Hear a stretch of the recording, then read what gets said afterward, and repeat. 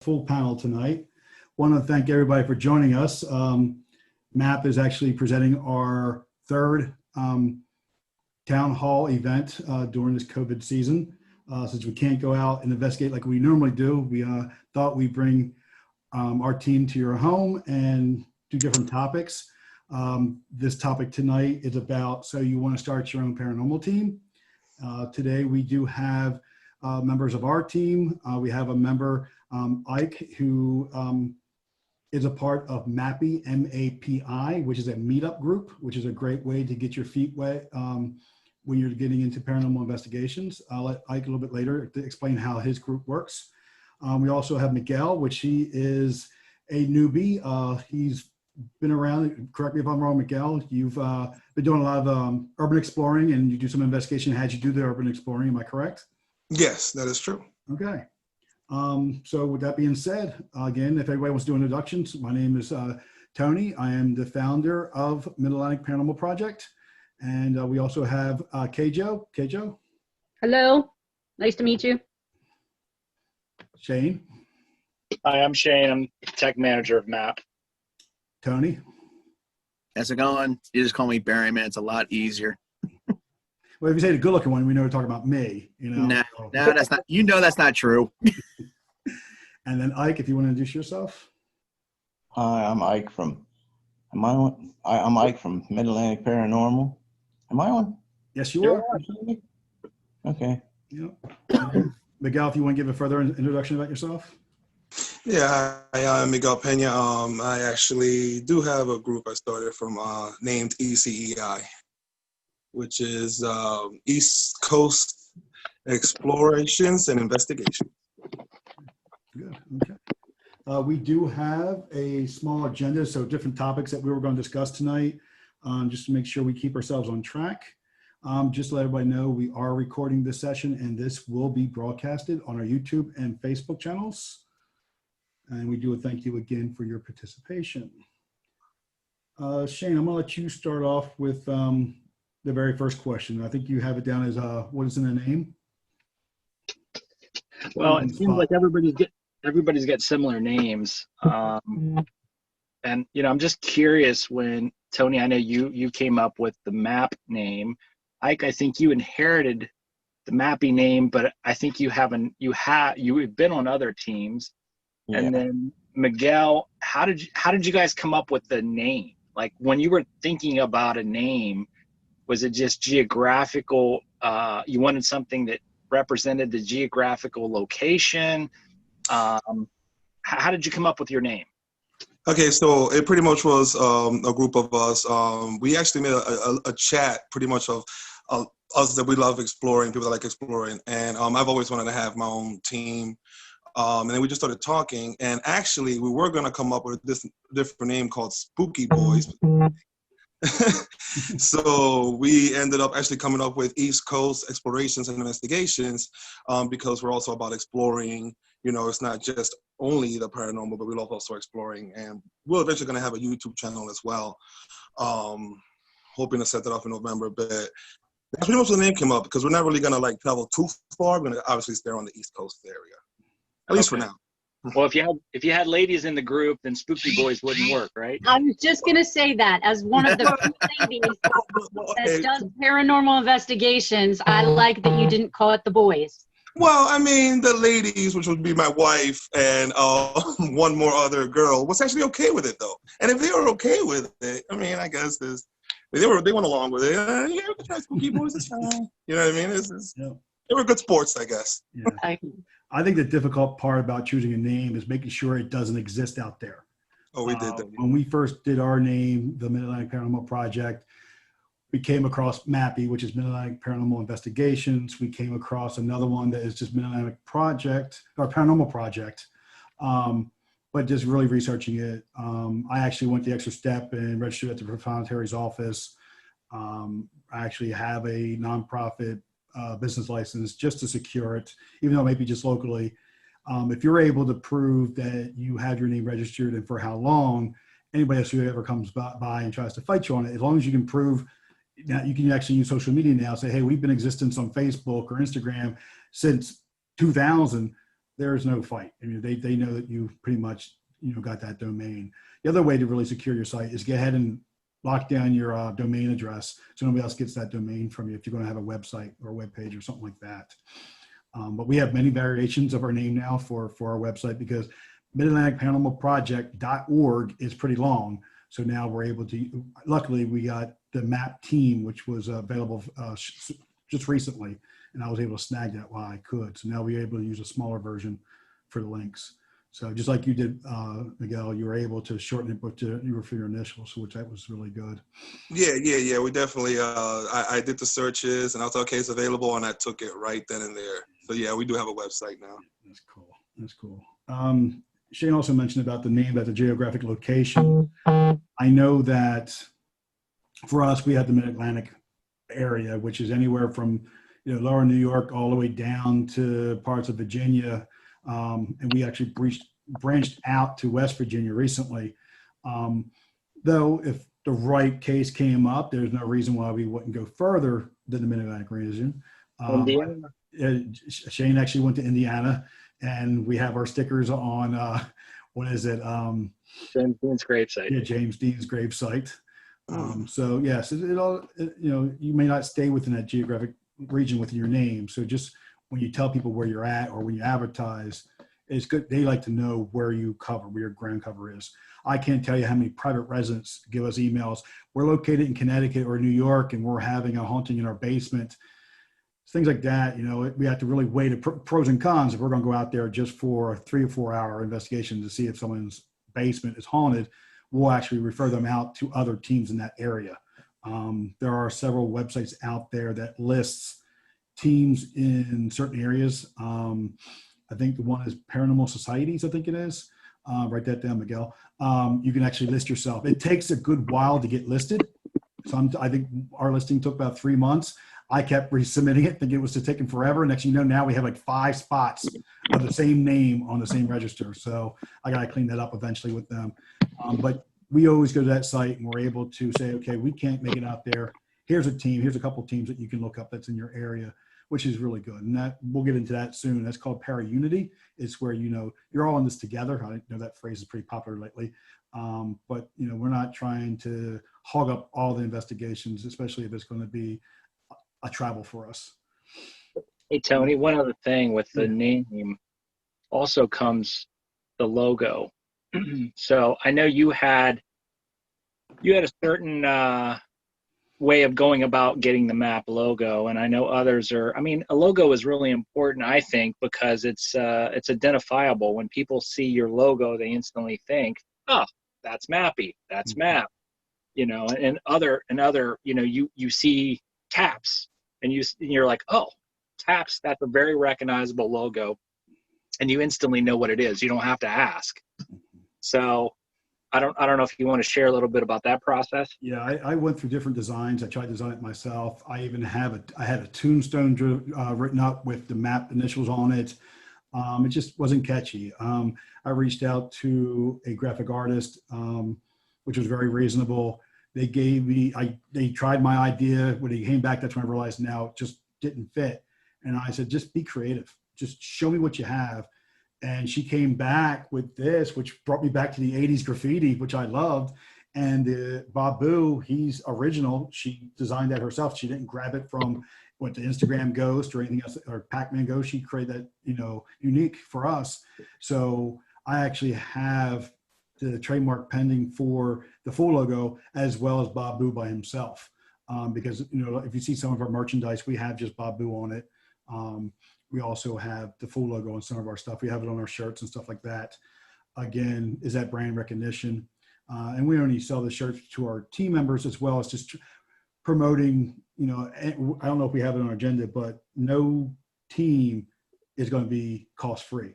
So you have to have some way of raising funds to, I wouldn't say equipment. I'll get into my thoughts about equipment in a second, but you have costs for website. You have costs for, I don't know, travel, if you guys want to divide up the travel. But I don't believe in raising money and putting it into equipment, because if a member leaves, does that member now have ownership of that equipment when they leave? So we believe in our team that you bring your own equipment. your equipment is yours.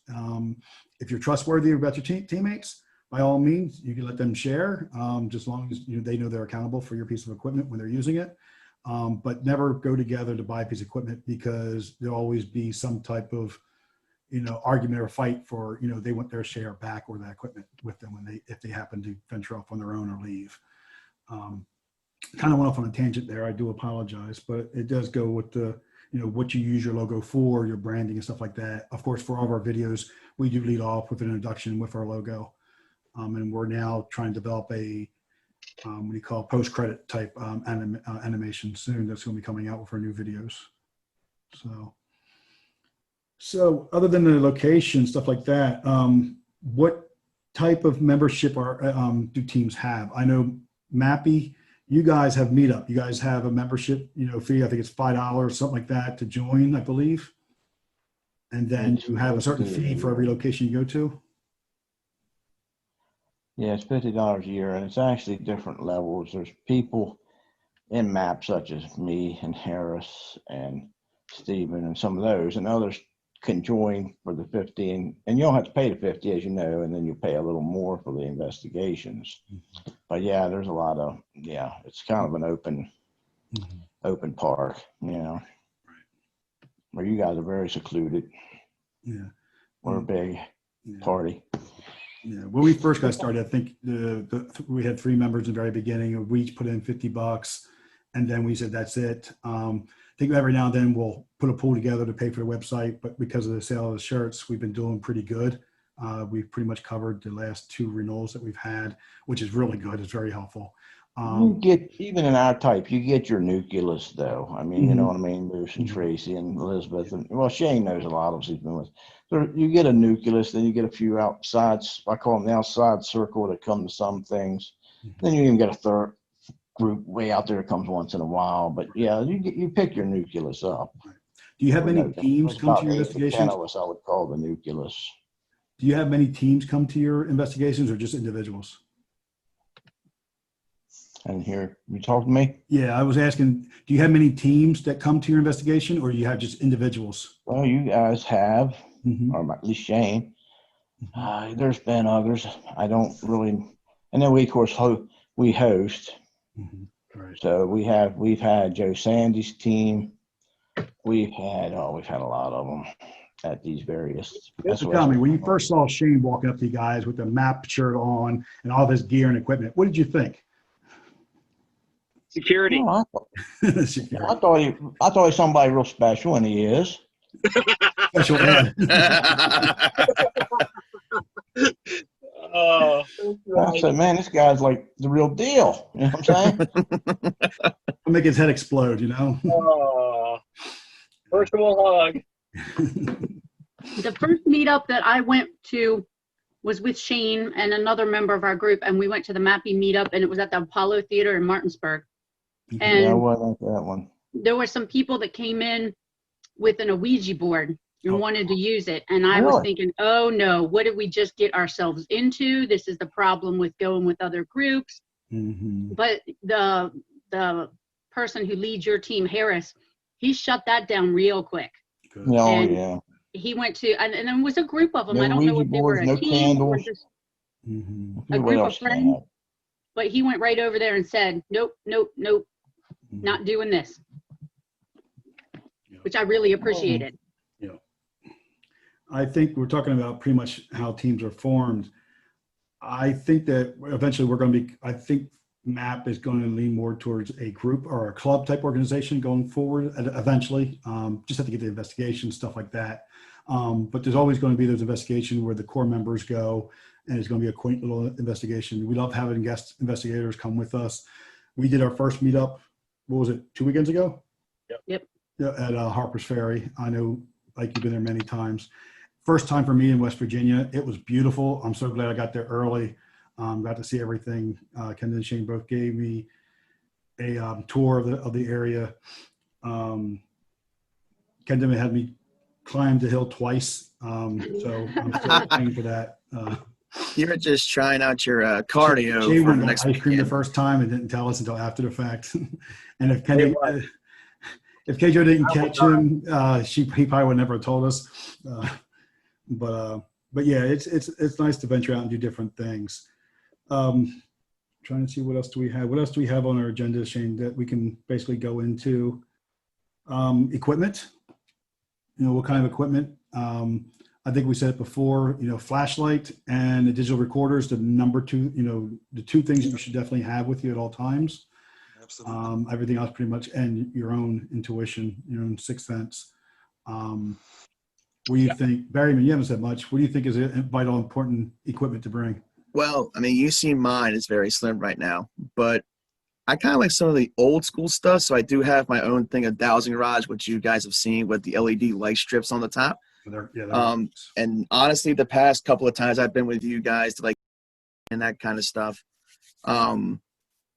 they work. You get some hits off them pretty good, and I make sure they're steady and everything. But yeah, I definitely agree. The top two things for sure is definitely a flashlight and your digital recorder to catch EVPs. Mm-hmm. But then you get into Shane's technological warfare holla that he brings all the time. And that's the thing.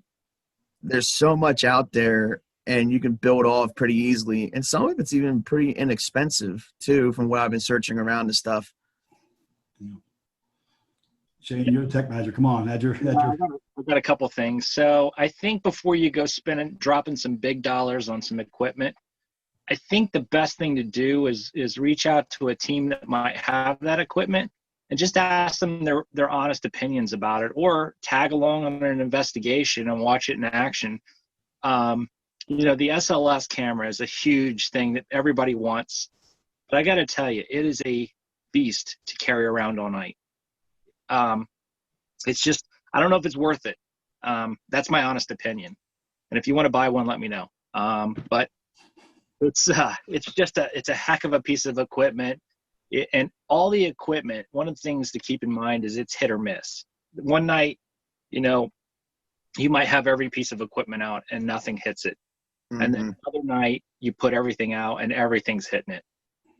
So, don't get discouraged, but I wouldn't go dropping a mortgage, refinancing the house to buy equipment. I would stick with what the guys have already said, stick with the recorder. The recorders are the best investment, my opinion. Oh yeah. Video is nice to have, but you're adding more review to your evidence. We do have a DVR system, and if we have I think it's 8 cameras set up, you have 8 cameras to go through. And if you're at a location for 4 to 6 hours, do the math. And for every camera, we have recorders out with those cameras too. Shane says it best when he said, like going fishing, you cast your net or you cast all your lines, the more evidence you catch. Well, that comes with a price. And when I used to do video production work, if I did a wedding that was 8 hours, you double that in how much it takes to review things. So that's 16 hours worth of reviewing if you go by that theory. Because you look at it again, you pull the pieces out to put your evidence together. Don't know if it's exactly a science for what we do here, but I think it's a good gauge to go by. Other go-to equipment, I know that just to lay recorders around at a location so you're not carrying things around with you. We do try to go as less tied down to stuff as possible. So if you can't hook it to your body, find places to lay it down. That's a good thing about private investigations where you don't have to worry about walking off. We pick up a lot of recorders off of eBay. Even if the recorders we're big Zoom recording, not Zoom meeting, but Zoom recorder fans. You can find discontinued models for good prices that still work and function properly for good prices on eBay. I picked up, I think it's the H2, the older version of the H2. I think I have 2 or 3 of them now, which I'll be adding to my arsenal to throw out there just to catch more. I do have the H1, which I usually do carry around attached to me somewhere. So I have something with me when I'm, walking around. We do have body cams. They're a blessing and a curse at the same time, because if you're like me, you talk with your hands. So a lot of times your hands are in front of the recorder, or if the camera happens to go aside, you're reviewing the evidence like this, like this. So it's gotta make sure that, you have things steady, because you don't know if it's a shadow because the way you're leaning versus a shadow that's actually walking across the screen. So yeah, what kind of equipment do you have now? Who's that for? I said, what kind of equipment do you have now? Oops. Oh, me? Yes. I actually got like at least 2 camcorders. I went and bought 2 drones, but that's for commercial purposes. To kind of like get a little overhead shots of, little certain areas. Bought a ghost box, a tripod, and that's right now what I have for now. And then another member also has like the walkies. He has the the name left me. The GoPro kind of cameras things you kind of could use to kind of like a body cam type stuff. Okay. Yeah. Action cam. Flashlights, of course, and a recorder. Okay. Okay. The ghost box you have, is it just the radio that sweeps the channels front and backwards, like the PV7? Yes, it's the radio, and it came along with like this metallic Bluetooth type speaker, I guess. Okay. You can put that on steroids and make this thing what we call a portal, which actually adds guitar pedals to it to take away all that static. It sounds like it's in a tunnel and it echoes, but you can hear the sounds a lot more clearer than what you do on that PV7 alone. Okay. We'll hook you up. What's that? For $6,000, we'll hook him up. Yeah, $6,000. $6,000. I'll let the team know. We'll start either a GoFundMe or something. There you go. Yeah, cookie Hey, sales are Miguel, we got a good. question for you. When you use your drones, are you having any problems with where you can utilize them? Because we were just tell me about that. So I haven't really I just got this stuff. Okay. I just got the equipment. I did get to test it out on the back of my apartment complex. We are gonna take it out. We're not taking it out tonight, but we are going out tonight and trying the equipment that we just got. We're actually doing a little investigation tonight. So I'll be able to really see how it really works. I haven't had no issues though. I mean, like I said, I've only used it out back. And actually Glasgow Park, which is a spot here in Delaware. And I haven't had no trouble, but I did read that you actually do certain areas require you to have some kind of Like a permit. Yeah. something like that. You gotta be careful because you can't fly it over federal or state property or grounds, so you gotta be very careful. Yeah. Of course. Yeah, we're doing our research as well. Yeah. Shane and KJ both have drones. We use it to do our opening shots. Yeah. So especially when we do private residence, it's nice to give them a shot of what their property looks like from the air. They usually don't have that. So it's a good thing to add to it. So we talked about the equipment. To go off the equipment real quick. Something that I like to use, especially if you go like to some private residences that are older and stuff like that, trigger objects. Yes. Like especially with I've had like the Hot Wheels cars in my gear just in case there's like a child. The child is something that's recognizable. They can probably play with it, and it will possibly get something that we can either catch on recorder, camera, or anything. And I know, like you, Tony, you have the balls that you like to bring out, and like at my old place, at my last house I was staying at, we got some stuff off of that too, with it rolling around on the floor. Yes, I remember that. Yes. Yep. And then you can actually get more technology with these trigger objects. There's teddy bears, there's dolls. I have a Basset Hound dog that's trigger objects. Teddy bears and dolls will attract the kids, where the dog will attract adults and kids. And when the the static electricity or the entity gets close to the dog to pet it or touch it, it beeps, it glows, it does a whole gamut of things. So that's usually one of my go-to pieces right now is I call him Teddy, named after the dog of the first place that we investigated with him. It's come in handy. We have picked up a lot of things. We have used it for. Just be careful who you buy stuff from. Yes. Sometimes the quality's not that great. Yes. And you'll notice over the years, and as we found out with some of our equipment, the quality of the equipment starts degrading. But just be careful what you buy. Don't think that this is a lifetime piece of equipment. Some people actually do provide lifetime warranty on their equipment.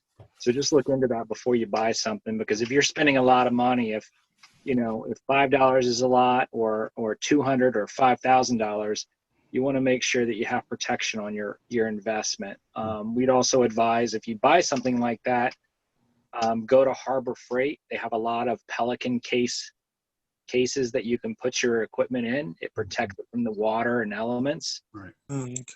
So those are just some ideas of some cheap solutions if you're looking to protect your equipment. You can also lock it up. And then I number my cases, and there's little foam pullouts in the cases that every piece of equipment goes into. So at the end of the night, we get the question, how do you keep track of all this stuff? Well, there's a foam insert for every piece of equipment. And if there's an empty slot, you know that you've left something behind. So you got to find it. Yep. So usually we go through every case and make sure every foam empty slot is filled, Yep. and then we're okay to go. Yep. But that's how we kind of keep track of our equipment at the end of the night. Right. My previous team that I was a member of, the founder of that team would take a picture of her equipment in the cases before every investigation, and then take a picture after the investigation when everything's in her case to make sure that everything's in the same spot. She actually had a planogram designed in the back where she can see where everything went, and her cases were pretty packed, and that worked for her. I would probably spend too much time trying to make sure everything's picture perfect, but I understand why she did that. God forbid a piece of equipment walks off or you left it. I mean, I've left flashlights and motion sensor lights in attics before, at places that we investigated. Joe, if you ever talk to your friend, I probably still have a flashlight. It's probably burned out by now up in her attic down in Ocean City. I was just thinking, I left a flashlight at George and Paulette's house and never got, and I think they gave it to you, but I never got it back, or I have no idea. I can't Yeah, remember. you got it back. You used it since then. Did I? I don't know where it's at because I couldn't find it 2 weeks ago. So I bought it off eBay. you probably. Yeah. So with having the equipment under our belts now, capturing the evidence is number one. Like I said, throw everything out there, see what you capture. You can have, if you're doing a private investigation, have your equipment spread out throughout the whole entire location. Don't just have it in the room you're in, because you never know. It may not want to be in the room where you're at when you're asking these questions, and it's, responding and having activity in the room next to you or down the trail, down further in the woods. So try to have your stuff spread out. Again, make sure it's safe, that nobody else is going to walk off with your stuff. I'd say 90% of our stuff we catch is not in the room we're in. Right, exactly, right. Which is crazy. But it's good because then you don't have contamination. You don't have somebody talking over it, because we can't hear the spirits talking. And so sometimes when we do get it, you get a question that's kind of overlapping what the spirit is trying to say. So sometimes it's the best thing by having your recorders or your video cameras in other rooms, because there's nobody in there. So nobody can say that, oh, well, that was somebody talking in the room, and that's what you heard. You got to be very careful when you're asking EVP questions. Give it time to answer. Count to 15, count to 20. Don't fire off questions back to back, because you're not going to know what the response is responding to. So make sure you give yourself space between each question, because you could be misleading. If you ask if it was a boy, it's a girl, and it says yes, which one is it answering to? Then you're asking the same question over again. Another rule of thumb is never ask, do you want us to leave or do you want us here?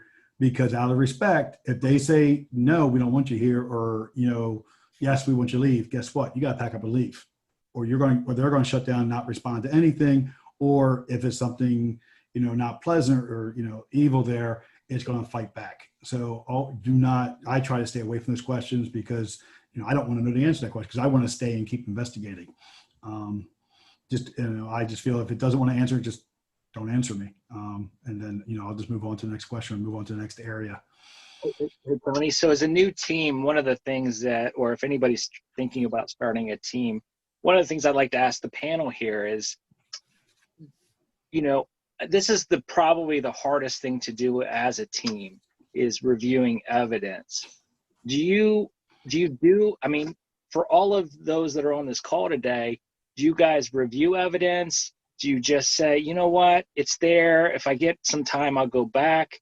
Because we feel pressure to, within 2 weeks, we like to get things done, because we have clients or customers that are looking for us to return whatever it is that we found to them. So how do you guys, do you review the evidence first off, or do you just do this as kind of a hobby and, you know, if I get to it, I get to it? Well, I mean, we definitely right away, either the next day or even the same night we get in, we start and then finish off, or try to finish off or continue the very next day. We go right to it, no matter where we go, honestly. At least that's the plan. Yeah. Okay. It's easy in the very beginning, but then when you have 3 or 4 investigations and you're behind, Right. then life happens. Yeah. I'll be the first to admit that I do slack off when it comes to Be Quiet, Shane. Slack off at the very beginning of reviewing my evidence. But I've been doing a lot better now. It also takes pride in keeping things organized. Make sure you keep all your evidence for certain locations together in one file. Try not to mix it. You may spend all this money on equipment, but you have nothing to review it on. So you have to have a good tablet or a good laptop or even a PC to review your evidence on. Audio evidence is really good. There's a free software out there called Audacity. You can download that. I think maybe eventually we may even have one of these town halls on how to use Audacity. But it's very easy to use, and it's, like I said, it's free. There's no reason why you have all this equipment and not have something like that at your fingertips to review your audio. When it comes to video, sometimes the free, Windows player isn't enough on your computer. So you may have to look for something, that may have a small cost to it. I know Shane, he actually has software. I think it's called Power Director. We're not putting plugs in for certain software. We're not getting any proceeds for advertising. But the software that we do use, I do believe Shane used Power Director. I've been getting more and more into Adobe Premiere. It's just the learning curve was pretty steep. Old school video production where I used to do A/B roll edit, but now with everything digital, I'm trying to catch up with the times. So yes, make sure you invest with, you can have all the stuff you want on your recorder, all the video footage you want of Sasquatch walking through the woods on your video cam, but if you cannot clip it and add content to it, what's the point? Because no one's going to sit through 5 minutes of video for a 30-second slot. So make sure you narrow down your footage to a couple seconds before the action and a couple seconds after the action so they can digest it. And we happen to, when we do our reveal photos or reveal videos, we always play it more than once so they have a chance to actually catch it by eye or ear, whatever the evidence is that we're trying to show them. So speaking of that, I got a follow-up question. Is social media important to a group, to a new team? I would or say a team in general? For a new team, I would say yeah. Mm-hmm. Why? For all my teams. I'd say it's a good way to get yourself out there. I mean, like I said, we did an Instagram one. We're about to start a Facebook one. Just kind of getting your name out. You know what I mean? People want to look you up, to kind of check your work. Like look at it like a resume when you think about it. Yeah, it's a portfolio. Ike, what were you going to say? Ike, what were you going to say? Yeah, well, yeah, I wouldn't have been on that. I mean, I formed my first one, but I wouldn't have found another dimension. Of course, then that became Shep Town. But yeah, it's very huge. And of course, M.A.P.P. is pretty huge in it. Well, in fact, it's that other site, Meetup, is where originally he's got pages on Facebook now, but it used to be just that Meetup page when I first stumbled onto him. So yeah, I'd say if you're starting a new group, yeah. Plus, that's how I found my first group when I was looking after my sister and my son and I work a paranormal collapsed. I was looking for a team and I found them on Facebook. So yeah. I think the social media venues, Facebook, Instagram, Twitter, even YouTube, they're all worth it. They do get your name out there, but the problem is it's just as much work as it is trying to find locations, trying to review evidence, because you're trying to get your followers, your likes, you want to try and get your numbers up. But if you gear your life, and I'm pretty sure Shane can contest this too, if you gear your life and your activity trying to get those numbers, you're going to drive yourself crazy. The old thing is build it and they will come. So be patient. I know people put a video up, on YouTube. We've done it before, and within 4 hours, a week goes by, we only had 2 viewers. If you just let it sit there, I guarantee you within 3 months, 5 months, even a year later, those numbers are going to climb because it doesn't happen instantaneously. You got to be patient with social media. It's not going to be instant fame unless you find I that have a funny holy story grail. for that. If you find that holy grail and that spirit comes up to the mic and calls your name out, that's the only way you're going to get it. But again, you got to be very patient with social media.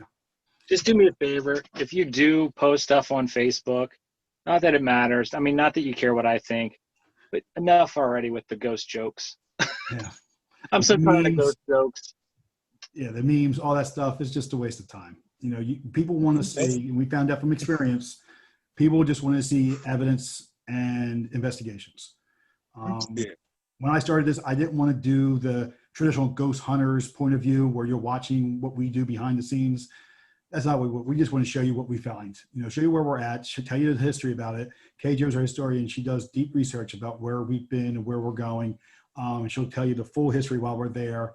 If there's activity, we're able to say what activity actually happens in the area. We'll see if we can recreate that activity. And that's what they want to see.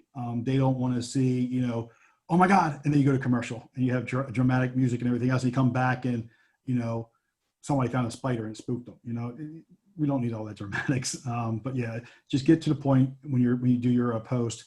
And we try to do interactive stuff. Like, what do you think about this? And, you know, 9 out of 10 times they don't respond. More people hit like than actually read what they're looking at. So, you know, just be patient with it. I don't know. I used to call them lazy readers. They just see an image, they like it. They don't even know what it's trying to tell you. But those who actually do respond are the ones who are your true fans or your true followers. But when we talk about evidence, one thing I will say, we're very strongly committed to integrity. I have a reputation out there. If I find a team who's posting phone apps, you know, with a face in the background in the bathroom mirror, or they have some shadow figure with a hoodie on, I will call them out. I don't care. I will call BS. Please have integrity behind your name, because we have software that can take layers of video that's been recorded and separate it. We can take audio and tell you if you added something to your sound. So please be honest with what you capture, because once your integrity is busted, you won't get that gig. You won't get that next investigation because your name will be tarnished. Not saying I would do that, but I'm just saying that, you know, other people will start seeing it. There are a couple right now. A YouTuber is a woman in the kitchen and there's things moving on her countertop, and then somebody with a hoodie walked behind her, and people are really fascinated by this. But if you look her up, she's a YouTuber and the whole thing's a hoax. And yeah, it's sad when people have to fake things to get publicity. And that's not the way you want to go. That will really tarnish your reputation. But yeah. Anybody else want to add anything to that one? I think you pretty much nailed it right there on the head there, Tony. Okay, thank you. A little passionate about that one. I apologize. Yeah, I'm feuding with one of my friends right now because they have an image that they posted locally with another team. And if you guys are watching tonight, I apologize, but I strongly believe that image is a camera shot or a cell phone app. I was able to imitate it down to the hood, but I won't get into any more detail of it. But you guys do a lot more explaining to me to prove that that's not a phone app. But anyway, so reveals. We believe in formal reveals. We'll go back to the people that actually asked us to come out. We will set up a video projector or widescreen monitor, hook up the laptop or the projector, and we'll go through what we found. We'll explain what equipment we used and what it captured. We used to do everything we found, and we found out, thank you, Keijo, that, you know, it gets long and tiresome after a while. So we now only show them the wow factors, but then we provide them with a thumb drive or a CD, DVD that has everything on it, and they should be able to access those files and watch at their leisure. We'll have more of a descriptive in the name so you understand what they're looking at. Some people want to hear everything at once, so if you have the time, go for it. Go one by one. If you have a very active location, there's going to be some time between, you know, within that reveal. But I do recommend that you do show them something. You do hand them something over. Even when you go to places that if you go into the woods and you look at ruins, or you're just going to the nearby cemetery and no one's asked you to go there, I would still look at that footage. It's not just, you're not just going there for practice, but you're recording into the local cemetery. Who knows what you may catch? That you may actually catch that one piece of evidence that everybody's going to go wow about, and that may boost your numbers. You never know. So always review all the, all your evidence, no matter what the location is. If it's just a fun, let's get out there to see what we can do, versus, somebody asks us to see what's happening. Can you explain, the situation that we're having? So locations, we haven't touched locations yet. I think reviewing evidence and finding locations are the two most chaotic and stressful things that you can actually do. Location scouting, it's fun to find out what's out there and start asking questions if things are haunted or if there's activity happening. But a lot of times you'll get that strange look or you're crazy. But those who are believers will start telling you the story and things that happen. One of our major investigations that we did at a inn, we sat down for lunch. We went there targeting them to ask them about their any activity, and the waitress just opened up and told us everything that happens at this restaurant. And we throw at her what we do, and she was in awe, and she immediately went and got the owner and pulled the owner down to talk to us. And luckily, we were able to convince him when we came out. I think it was about a month later, I believe it was. Right, Kate-Jo? Yeah, it wasn't very long. Right. He was excited. Like, he was interested. Yep. He didn't necessarily believe, but he was intrigued. Right. And I think the staff who were really interested, because they were the ones who had more activity, excited.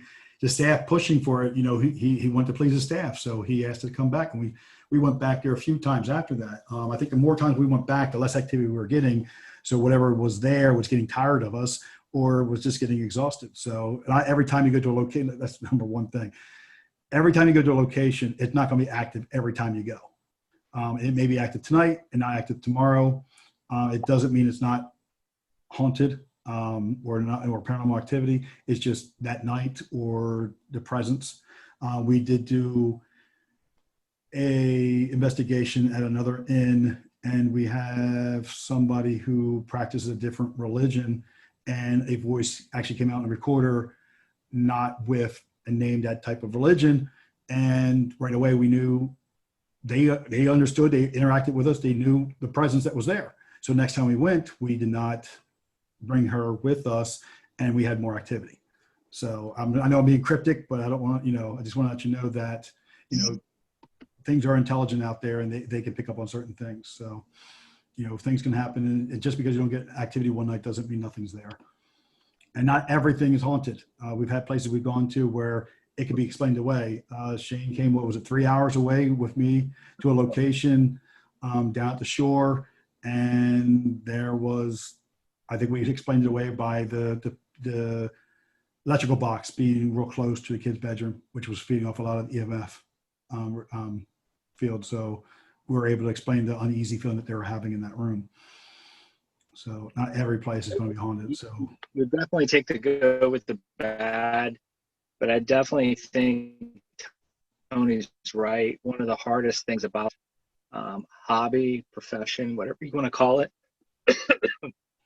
is locations. I mean, our team spends so many hours trying to find locations and talking to people. We walk up, we hand business cards out, we send postcards out. I mean, it's not lack of trying. Right before COVID hit, I think we hit our stride. We were having almost two investigations a month. And in some cases, we were having to turn people away and try to push it out even further. That was good, but then COVID hit, and of course it all came crashing down. So now we're trying to build this back up. So hopefully when we get a COVID cure, we can be back off and running again. But it is really tough to try to find locations. I mean, you got to think about what we're asking people to do. We're asking to come into their homes. We're asking to come into their businesses and investigate. In some cases, I'm so surprised at how many people say, okay, here's the keys to my business, lock up when you're done. But that's where the reputation, as Tony mentioned, the reputation of your team comes into play. if you're known as a team that's destructive and trust me, the word gets around, nobody's going to let you in their house or business. So it's good to be professional. Make sure that you look professional, you act professional when you go into businesses and homes. At least try to pull it off. But for the community, that's very important, because if we start to tear up businesses and leave things in shambles, people are going to start shutting this down, and nobody's going to be able to get into these locations anymore. So keep that in mind when you're out there. Think of everybody else that might be coming behind you and might have a good opportunity to come in and investigate. So we just ask that everybody kind of uses courtesy and professionalism when going into locations. Yeah. To feed off of that too, and go back to some of our evidence too, I'm going to mix the two topics. The previous team that I was a member of, we had a member who didn't know when to be quiet, and they like to throw the bad words around a lot. So during EVP sessions, he's talking in the background, and we get a really good solid response to something, but we couldn't use it because it had him throwing words behind us. You can't go to the homeowner and say, look what we found, and then back there he's cursing up a storm. So you got to be very careful that everybody else around you is as courteous during the EVP sessions, and they're not, they're acting professional too, because you don't want to have to throw away evidence because it's been tainted by somebody else, not being cordial to what you're doing. So everybody has to be on the same page. Hey, Ike, do you have any words of wisdom in these areas? Any things to tips, tricks? In privates, Yes. well, private residence I stay a million miles away from. So I've had a few good ones, but I'm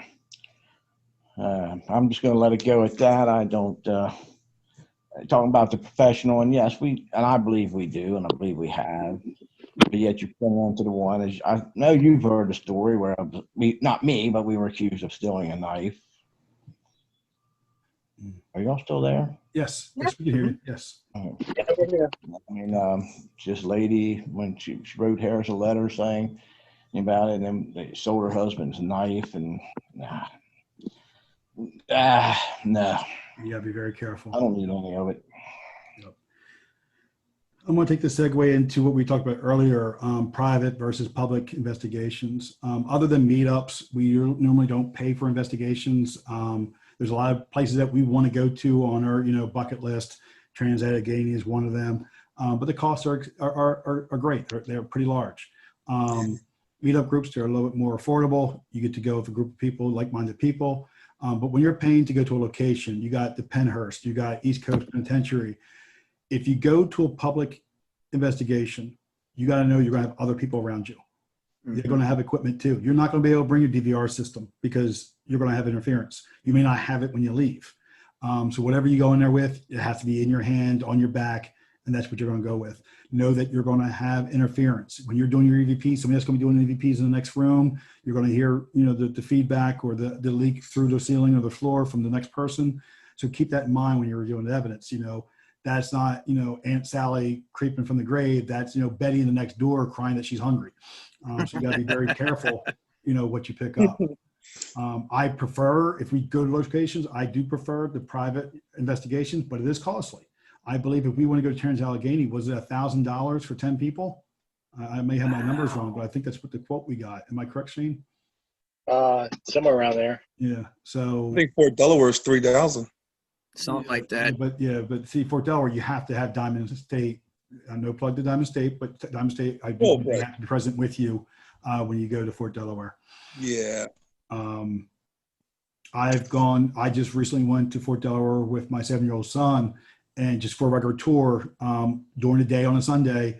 And I brought my recorder and my EVP, or my EMF detector. And as we're touring the place with him for his school project, he was carrying my recorder around with him, and I was carrying around the EMF detector and taking pictures of dark corners and stuff like that. So you don't have to go in a regular scheduled paranormal night Right. go during a normal tour and see what you capture.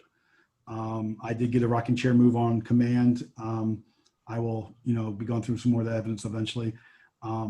Again, when I go back, no matter when you're recording, you should always go through the evidence at all times. But, you don't have to go during that special time with the other groups. If you can just get a regular tour, investigate while you walk through it. They were very open to me bringing my stuff in. So.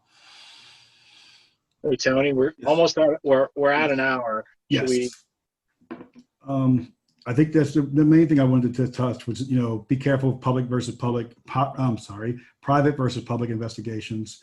We talked about integrity. We talked about scouting. Anybody have questions? Miguel, you're out there, you're doing a lot of the, you're mixing the two, which I think is great. I love urban exploring. I would love to go with an urban explorer and do our thing while everybody else is doing their urban exploring thing. Is there any questions you have for us or anything that you found when you're starting up that you think would help us out?